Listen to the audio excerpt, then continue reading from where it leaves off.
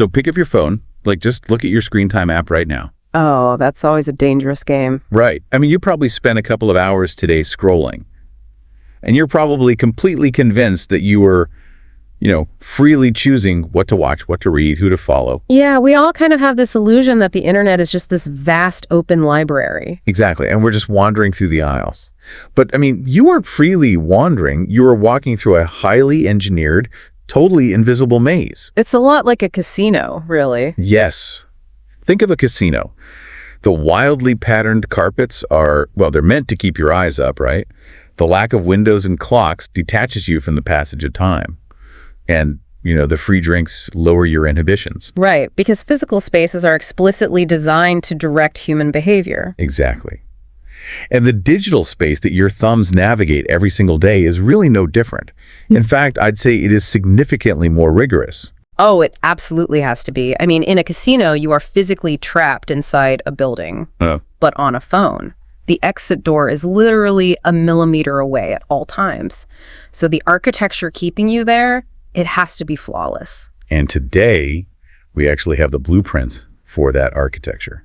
So welcome to today's deep dive. We are looking at a really fascinating stack of source material today. Yeah, it essentially acts as a master cheat sheet for digital content creators. Yeah, exactly. We have these dozens of fill-in-the-blank templates, and these are not just random suggestions. They are the exact linguistic formulas, like the underlying code designed to capture your attention, earn your trust, and just establish this unshakable authority right in your social media feed. It's honestly kind of wild to look at it all laid out like this. It is. So our mission today is to basically reverse engineer the internet. We are going to decode the psychological funnel that creators use to turn you from a casual scroller into a loyal follower. And it's definitely going to change how you look at your phone. Oh, 100%. Let me just say this directly to you, listening right now. You have definitely scrolled past and clicked on these exact phrases today. We're going to look under the hood of your own daily habits. Yeah, it's going to ruin the magic trick for you for sure, because once you see the sleight of hand, you can really never unsee it. No, you can't. And the entire trick depends on surviving what is probably the most brutal real estate on Earth, which is the very first 2 seconds of an interaction. Yes. The 2-second window. The stated goal in our source material is that you must capture attention immediately. And the way they teach creators to do this is honestly incredibly aggressive. Very aggressive. Just listen to some of these fill-in-the-blank prompts from the list. Everyone told me this wouldn't work until it did. That's a classic one. Right. Here's another. You're probably doing blank wrong and don't even realize it. Or this one. The advice I ignored for years and I regret it. Oh, yeah. And finally, what I was silently ruining my progress in blank. So what's fascinating here is the sheer biological manipulation at play. How so? Well, it relies really heavily on a combination of the curiosity gap and our negativity bias. Evolutionarily speaking, our brains are not really wired to seek out happiness. They are wired to seek out threats so we can survive. Okay, that makes sense. Right. So if an early human ignored a rustle in the bushes, well, they might get eaten. So our amygdala, which is the brain's threat detection center, it basically prioritizes negative information or the possibility of an error because, avoiding mistakes historically kept us alive. Oh, wait, I know I'm sitting safely on my couch, right? Yeah. My logical brain fully knows that a video about a morning routine or organizing my inbox is not a life or death scenario. Sure, consciously you know that. Right, so why does a text overlay on a literal screen trigger an ancient biological threat response? Because evolution just hasn't caught up to smartphones yet. I mean, your brain's threat detection system operates so much faster than your conscious rational thought. The rational brain takes a few seconds to actually boot up and evaluate the context of what you're looking at. But in those crucial first 2 seconds, the amygdala has already completely hijacked the steering wheel. Wow. So when a creator says, you're doing this wrong, your brain doesn't just see a harmless lifestyle tip. It perceives a potential mistake in your daily routine as a direct threat to your social standing or your resources or your overall well-being. Okay, so these hooks act like linguistic speed bumps. That's a great way to put it. You're scrolling at 100 miles an hour, your brain is half asleep, and your thumb is just mechanically flicking the screen. And then suddenly, what I was silently ruining my progress in pops up. Yep, and you hit the brakes. Exactly. You physically cannot keep scrolling until you verify that you aren't the one making the mistake. You also have to notice the recurring theme of hidden secrets in these templates, too. Oh, yeah. Like phrases such as, "this is the truth no one tells you about," or "the myth that keeps most people stuck." It creates this kind of phantom in-group. A phantom in-group. Yeah, it implies there is this secret society of successful people who know the real rules, and you are currently on the outside. Oh, man. So it just weaponizes the fear of missing out right into a 2-second text graphic. Precisely. You feel like an absolute fool if you don't stop and watch the video to find out the secret. And that feeling of potential foolishness, that buys the creator your next 15 seconds of attention. But, that actually brings up a massive problem for the creator. What's that? Well, you've stopped the scroll by triggering my ancient survival instincts. You've essentially yelled, "fire," in a crowded room just to get me to look at you. Right, and you can't just keep screaming at me. Exactly. A hook without substance is really just clickbait. Like, if I stop my scroll because you promised me a secret, and then you just deliver this generic talking head video where you act like you know everything, I am going to swipe away and probably just block you. Nobody likes the smartest kid in class who constantly reminds you how smart they are. Exactly. So, which forces the creator to execute a hard pivot, right? The adrenaline of that hook has to be neutralized, or else it just turns into resentment. Right. To keep you around, the creator has to prove they are human. They basically have to transition from a broadcaster into a peer. And the tonal shift there is just crazy. 1 second, they are commanding my attention, practically telling me I'm ruining my life. Yeah. And the next second, they're dropping their armor entirely. Like, the source material actually refers to this as the storytelling and mindset phase, where the explicit goal is to connect deeper. The wording is very deliberate. It really is. Listen to the language here. When I started blank, I had no idea what I was doing. Or, I used to think blank was selfish. Now I see it as self-care. The day I almost quit blank, but didn't. And no one talks about how lonely blank can feel sometimes. The emotional whiplash you feel there is entirely intentional. By admitting they wanted to quit or, that they felt lonely, they are systematically neutralizing the arrogance of the original hook. They are essentially looking directly at you and saying, "Hey, I am just like you. I failed too. I was lost too." Okay, let's unpack this for a second, because I have a real reaction to this particular phase of the funnel. Go for it. I see templates in this source material about managing burnout, or literally how I turned my worst moment into motivation for blank. That feels incredibly manipulative to me. I can definitely see why you'd feel that way. Right, because you are taking your lowest, most painful human experiences and just formatting them into a fill-in-the-blank content template that you scheduled to post on a Tuesday at 9 a.m. Is it genuinely helpful to normalize failure, or is this just engineered vulnerability? Well, if we connect this to the bigger picture, it is both. And honestly, that is why it works so flawlessly. What they are building in that moment is parasocial trust. Okay, explain that. So Yeah. the human brain, again, struggles to differentiate between a digital face looking into a camera lens and a physical face sitting across the table from you. When someone shares a vulnerable story with you, your brain literally releases oxytocin. It is the bonding hormone. Wow. Even through a screen. Even through a screen. You begin to feel this one-sided intimacy. You feel deeply connected to this person on your screen, even though they literally have no idea who you are. Okay, so the creator has essentially manufactured a digital friendship. They've admitted they're flawed. We like them now. We completely empathize with them. Exactly. But, empathy doesn't pay the bills. If they just stay vulnerable and keep sharing all their struggles, they are really just a public diary, right? Yes. They aren't a resource. So how do they transition from being a messy peer to being a valuable asset that I actually want to keep following? They have to hand you a gift. Once they have your trust, they immediately pivot to utility. They have to prove that they didn't just suffer, they actually found a way out of the woods. And now they are going to give you the map. Which brings us directly to the realm of practical value. The templates here in the material are explicitly designed to generate saves and shares. And looking at these, here's where it gets really interesting. Let's hear them. The absolute obsession with time and effort in this phase is extreme. Just listen to the phrasing.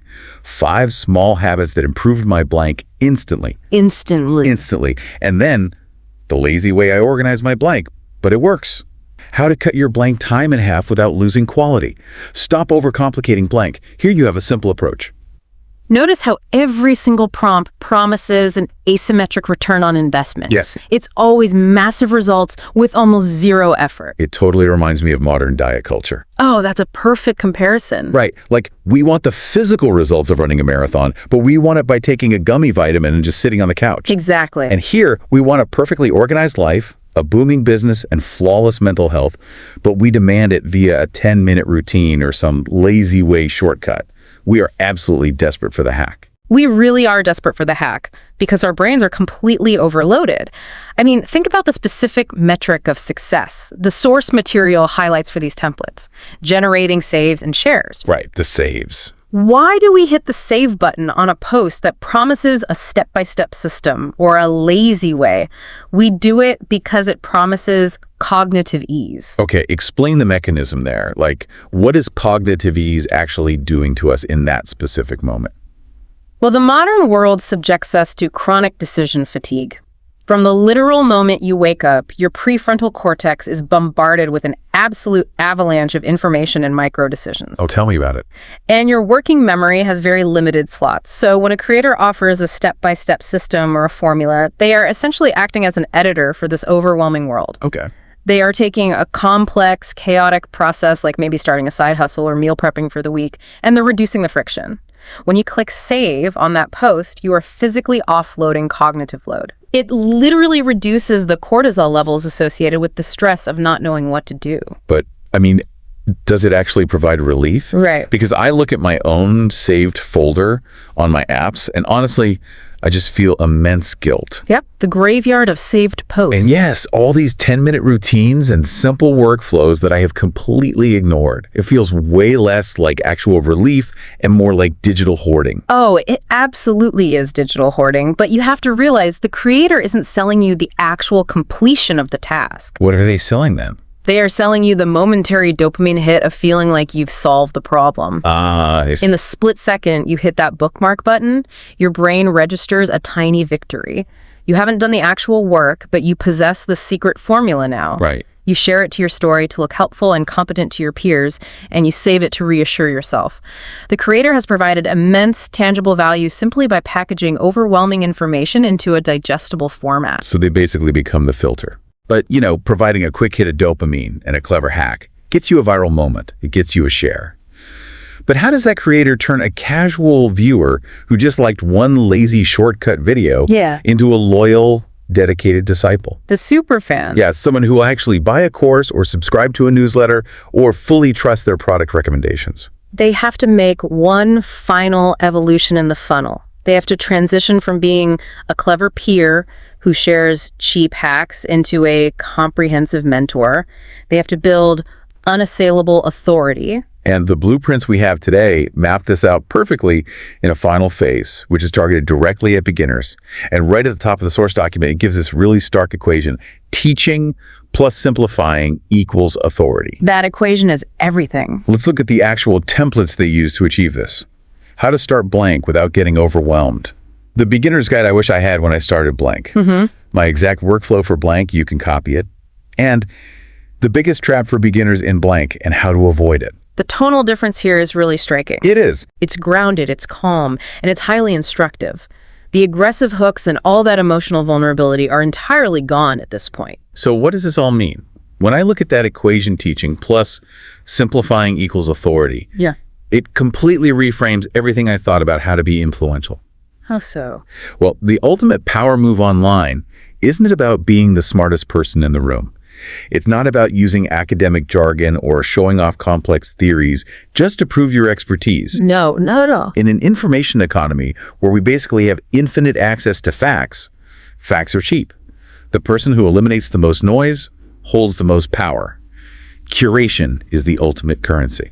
This raises an important question about the psychology of adult learning, which honestly these templates brilliantly exploit. Okay. As adults, we are terrified of two things when approaching any new skill: looking foolish and wasting our precious time. Oh, absolutely. So when a creator offers the beginner's guide I wish I had, they are doing something deeply strategic. First, they are retroactively validating their own messy journey. They are reminding you of their vulnerability phase, like, hey, I went through all that pain and failure, but now they are phrasing it as a sacrifice they made for you. I suffered, so you don't have to. Oh, wow. It cements them as like the wise elder of the internet, even if they Yeah. only learned how to do this skill 6 months ago themselves. Exactly. Time in the market doesn't matter. Clarity matters. And notice how effectively these final templates dismantle the two biggest barriers to entry for any beginner. What's the first one? The first barrier is just the fear of starting, the blank canvas paralysis. The template literally says how to start without getting overwhelmed, or offers my exact workflow, you can copy it. They just completely obliterate the friction of step one. Right, because if I can just copy and paste your system, I don't have to face the anxiety of making a wrong choice. The barrier to entry completely vanishes. And the second barrier is the fear of quitting. Adults really hate investing effort into something that might ultimately fail. Yeah, nobody wants to waste their time. So the creator uses the template. The biggest trap for beginners and how to avoid it. They are literally anticipating your future failure and offering you the safety net before you even take the leap. That is wild. They have systematically dismantled every single psychological objection you have to learning from them. It is a literal masterclass in psychological funneling. When you step back and look at the entire blueprint, you realize that a successful digital presence is not just a diary of someone's day or a random collection of thoughts. It is an incredibly deliberate architecture. It is precisely the windowless casino we talked about at the beginning, just built with language instead of physical architecture. Let's trace the full journey our sources just mapped out for us. First, you are driving down the digital highway, half asleep. Right. You hit the linguistic speed bump, the 2-second hook. It triggers your amygdala, activates your negativity bias, and stops you right in your tracks with a warning about a mistake you are probably making. You are startled, and you give them your attention. Then, right before your rational brain can boot up and get defensive about being yelled at, the creator drops their armor. They share a highly engineered, vulnerable story about a time they wanted to quit. Yeah. Your brain releases oxytocin, you feel empathy, and you build parasocial trust. They prove they are human. And once they have your trust, they hand you a utility, a time-saving hack, like a lazy shortcut that preys directly on your decision fatigue. It gives you a burst of cognitive ease, prompting you to hit that save button for a quick dopamine hit, cementing their place in your digital archives. And finally, they invite you into their classroom. They offer the simplified beginner's guide. They eliminate the noise, alleviate your overwhelm, dismantle your fear of starting, and effectively establish themselves as the indispensable authority in that space. It is entirely engineered. So, to you listening, here is your challenge. The internet is a highly structured conversation relying entirely on exploiting your personal psychology. It really is. The next time you open an app and start mindlessly scrolling, I want you to actively try and spot these exact templates. Look for the truth no one tells you, or the lazy way to organize, or the day I almost quit. You will honestly start seeing the matrix everywhere. You are walking through an engineered digital casino, but now you know exactly how the games are rigged. And, as you start spotting these formulas everywhere, it leaves us with one lingering question to ponder. What's that? If every single creator in every single niche is eventually using these exact same psychological templates to stand out, does the internet just become a massive echo chamber of engineered authenticity? And if our brains eventually adapt and we become completely blind to these hooks because we just see them constantly, what will the next wave of capturing human attention have to look like?